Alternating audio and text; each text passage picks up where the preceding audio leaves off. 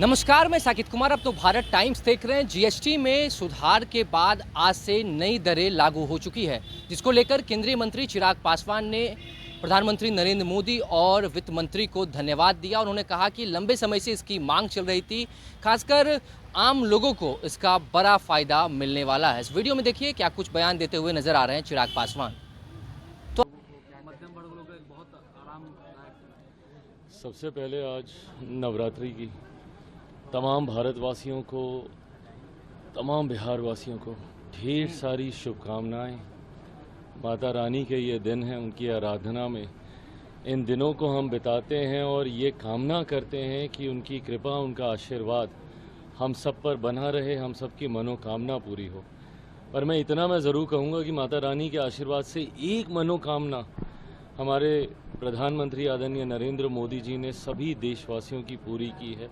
वो जिस तरीके से महंगाई की मार थी, मुझे याद है मैं जब से पहली बार मैंने शपथ लेने के बाद कार्यभार मैंने संभाला था खाद्य प्रसंस्करण विभाग का, इस क्षेत्र से जुड़े हुए जितने भी व्यापारी थे, जितने भी इंडस्ट्री लीडर्स थे, उनकी पिछले साल सवा साल में सिर्फ एक ही मांग रही थी, जीएसटी रेट्स को रिवाइज करने की।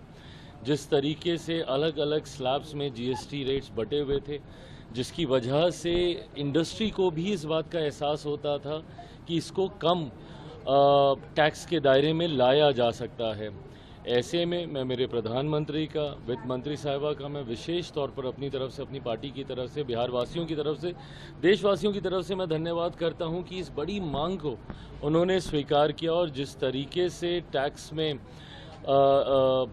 जीएसटी स्लैब्स में इन्होंने सिर्फ दो दरों के बीच ही इसको रखा और जिसमें अधिकांश चीज़ें, खास तौर पर मेरे विभाग से जुड़ी हुई जितनी चीज़ें हैं उसमें 90% प्लस चीज़ें ऐसी हैं जो 5% या उसके कम 0% के दायरे में आई हैं। मुझे लगता है ये कंज्यूमर्स को एक बहुत बड़ी राहत है और इस राहत की शुरुआत नवरात्रि के पहले दिन हुई है।